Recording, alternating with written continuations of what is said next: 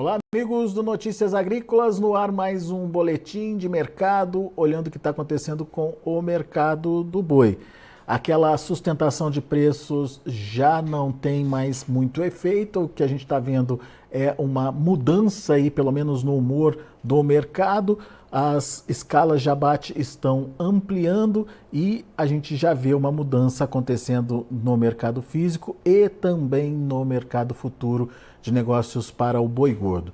Vamos conversar agora com a Laura Rezende lá da Agrifato para entender que cenário é esse e principalmente saber o que vem pela frente. Afinal de contas, a gente analisa o que está acontecendo agora para entender o que pode vir mais adiante.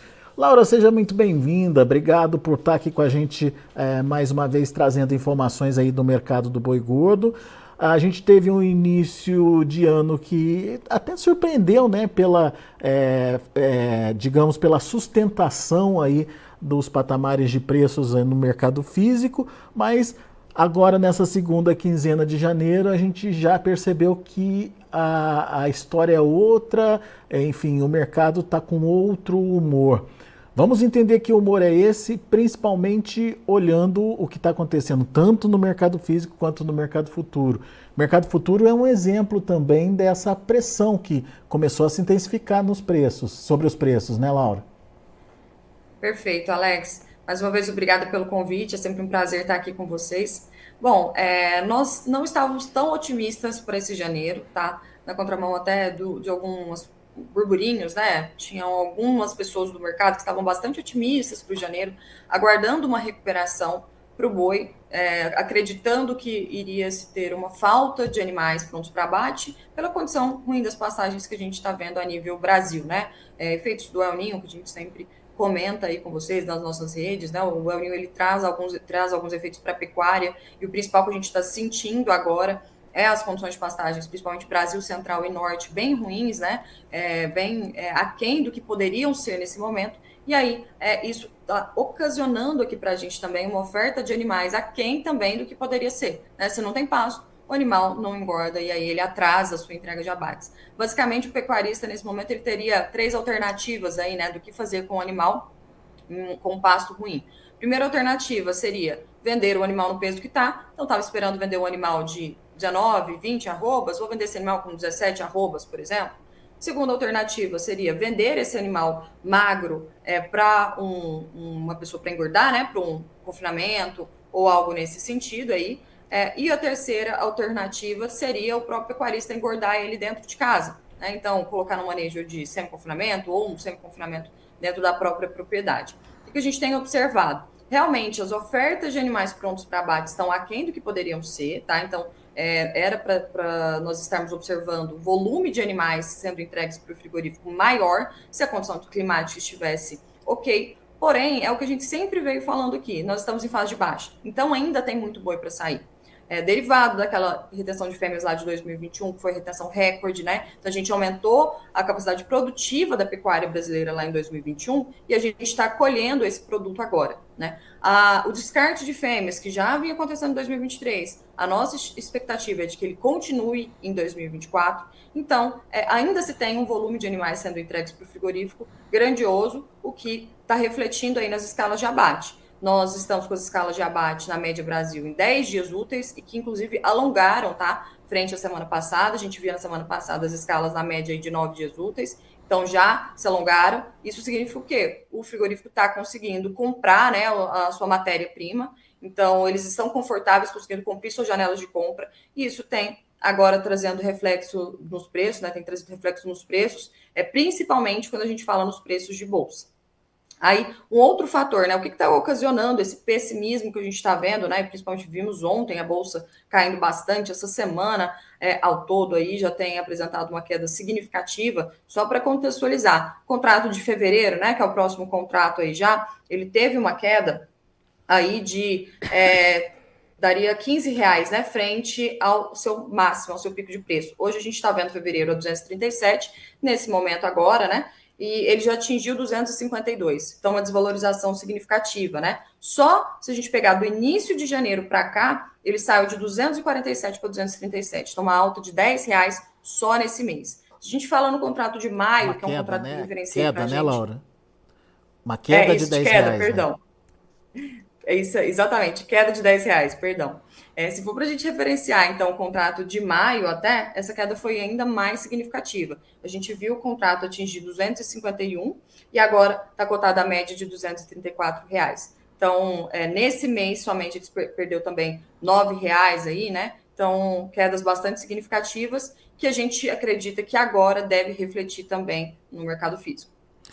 E você estava falando aí do alongamento das escalas, mas tem um outro item importante que a gente precisa observar, que é a questão aí do preço da carne, né, Laura? Perfeito, Alex. São os dois pontos, né, que nos guiam aqui, que nos fazem acreditar que nos próximos dias, aí até finalizar o mês de janeiro, nós iremos observar uma pressão baixista aí nos preços da arroba. O primeiro que a gente comentou, né, das escalas alongadas dos frigoríficos, né, e o segundo ponto, a demanda do mercado doméstico. Então, a gente viu a carcaça casada, que é aquela meia banda que os frigoríficos vendem, né, caírem em mais de um real só nessa semana. Então, semana passada a gente viu negócios sendo realizados no estado de São Paulo na casa de R$ 16,50. Agora já está R$ 15,50 e até tem esperado uma queda maior ainda para a próxima semana, tá? Então, a carcaça já na casa de R$ 15 para a próxima semana, essa é a expectativa. Então, é a tempestade perfeita para os frigoríficos exercerem essa pressão aí nos preços da arroba, né? Se eles estão com a matéria-prima, né?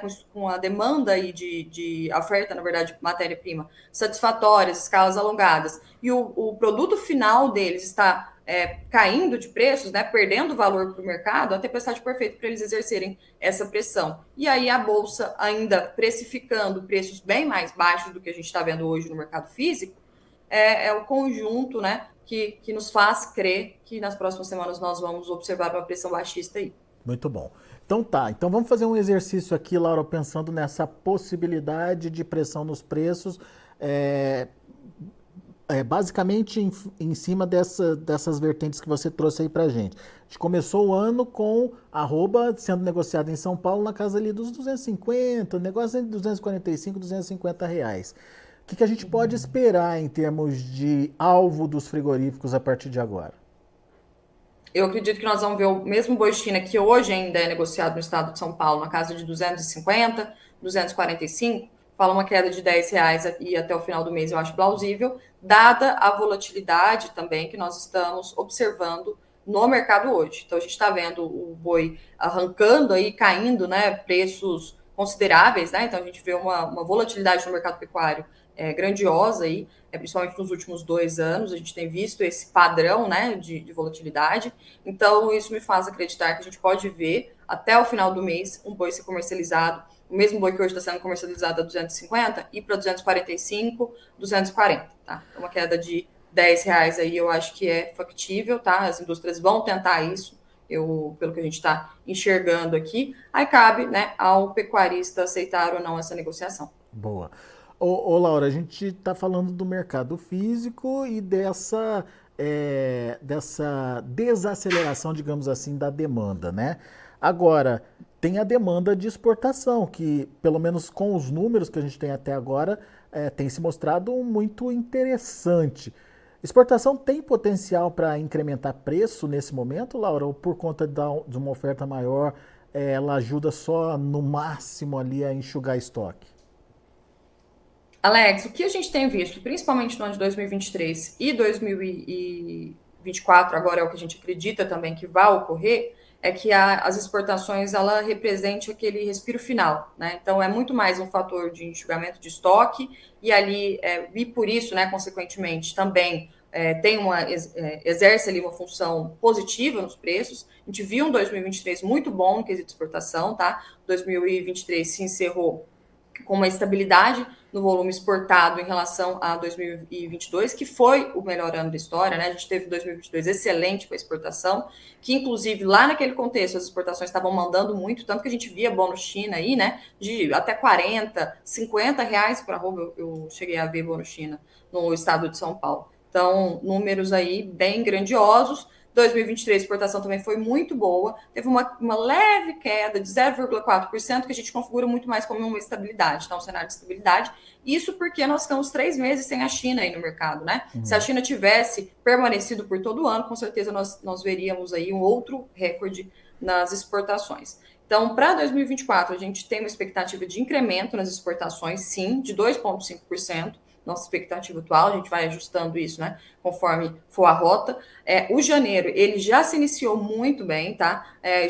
A primeira semana de janeiro, para você ter uma ideia, foi 22% superior no volume de carne embarcada a primeira semana de janeiro de 2023. E se tudo continuar como está ocorrendo, analisando também essa segunda semana que já se encerrou, nossa expectativa é que o janeiro se encerre com o melhor janeiro da história, com incremento de 12% aí frente ao que foi o janeiro de 2023. Então, a exportação está muito bom, a questão é, isso vai ter influência nos preços? O 2023 ensinou para a gente que as exportações hoje não estão sendo o que precifica para o mercado, tá?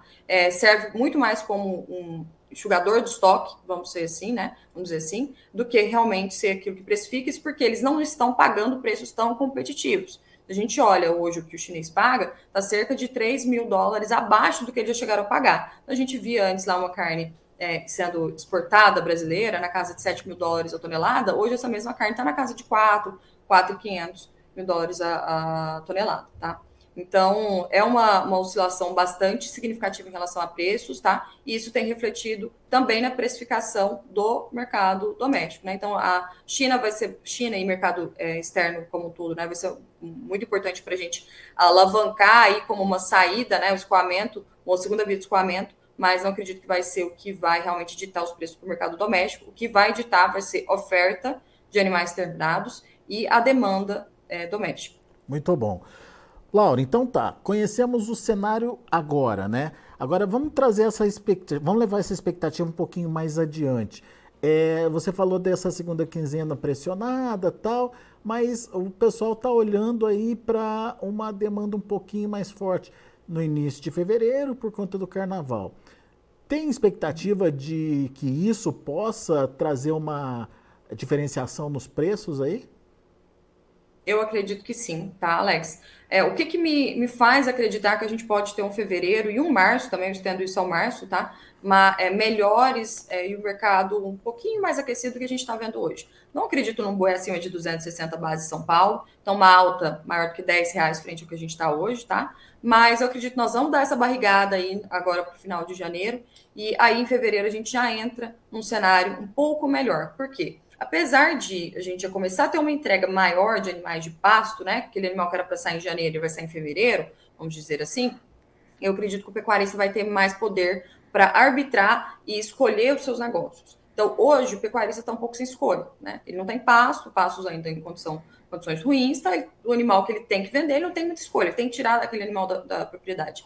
Já em fevereiro, em março, as condições de passagem vão estar um pouco mais equilibradas, mais satisfatórias para o pecuarista. Então, ele consegue escolher se ele vai aceitar aquele negócio ou não. Então, o frigorífico me ofereceu uma negociação que não faz sentido para mim, eu deixo meu animal no pasto, vendo daqui 15 dias, 20 dias, um mês, quiçá, né? Então, esse fator meio de psicologia da negociação mesmo, que a gente tem visto que tem sido um outro componente para análise do mercado pecuário, eu acredito que ela vai ter efeito durante esses meses de fevereiro e março aí, tá? E aí um outro ponto também, as exportações continuarem, né, alavancando como estão, vai ser mais uma via de escoamento, então vai sobrar menos carne para o mercado doméstico, o que também é um fator altista aí. Muito bem, mas que tipo de alta, Laura? Você falou que não acredita em explosão de preços, não. Mais uma correção Não, mesmo, então, né? mais uma correção. Então vamos falar que os preços vão aí para 240 base São Paulo até o final do mês. Início de fevereiro a gente volta para preço de 250, 255, né? O melhor cenário que eu falaria hoje, tá? Seriam preços, claro que é muito difícil a gente cravar, né? Futurologia é uma matéria muito difícil de ser estudada. Mas eu falaria em preços, né? Na casa aí de 260 entre fevereiro e março, no melhor cenário, né? Mas eu acredito muito mais numa estabilidade, esses preços de 250 se mantendo, tá? Mas com um viés um pouquinho mais positivo.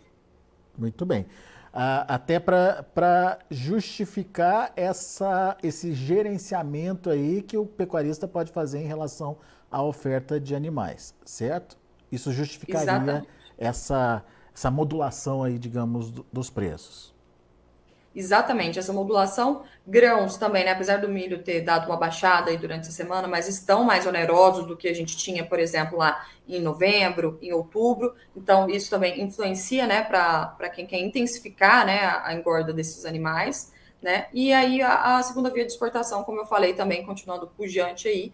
Além disso, mercado doméstico tem carnaval, né, em Ah, fevereiro, sim. que vai ser justamente nessa primeira quinzena. A primeira quinzena a gente já tem, né, historicamente, uma melhor demanda, por recebimento do salário, população mais capitalizada e etc. E aí ainda vem o carnaval para dar aquele pulo final que a gente precisava no quesito demanda. Então, acredito que a demanda interna vai estar mais aquecida na primeira quinzena de fevereiro aí, por isso que eu vejo um cenário mais estável e sem tanto essa pressão baixista que a gente está sofrendo hoje no mercado pecuário, né? Porque hoje o pecuário você está conseguindo negociar, sim, mas com choro, né?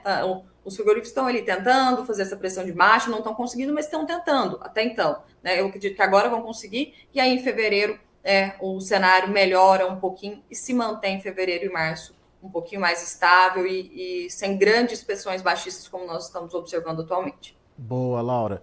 Muito obrigado mais uma vez pela sua participação. É sempre importante ter as opiniões dos analistas aqui para que o produtor possa, a partir delas, tomar a sua própria decisão. A gente te agradece mais uma vez a sua participação e fica o convite para você voltar sempre, Laura.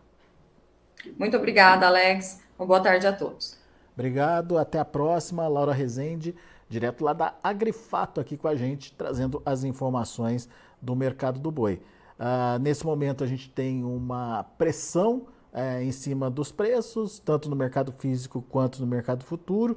No mercado físico, a Laura trouxe algumas continhas para a gente, mostra que houve uma intensificação dessa pressão aí nessa última semana, mas de maneira geral a gente pode dizer que o mercado físico já perdeu quase R$ 20 quando a gente compara com 30 dias atrás e uma pressão aí uma perda aí de R$ 10 só do início do ano para cá, com essa variação no mercado futuro. E isso acaba também refletindo aí um pouquinho no mercado físico.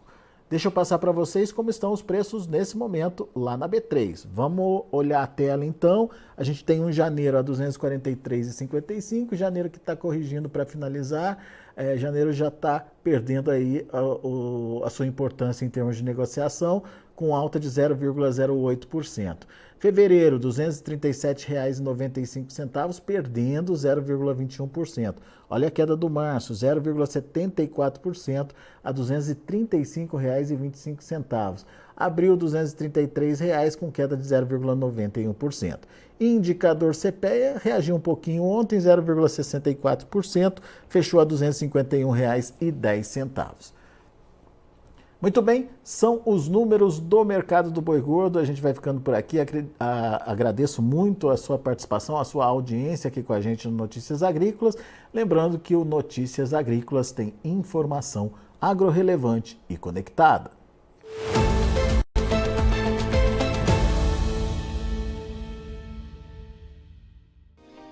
Se inscreva em nossas mídias sociais. No Facebook, Notícias Agrícolas. No Instagram, @Notícias Agrícolas. E em nosso Twitter, @Norteagri. E para não perder nenhum vídeo, não se esqueça de nos acompanhar no YouTube e na Twitch, Notícias Agrícolas Oficial.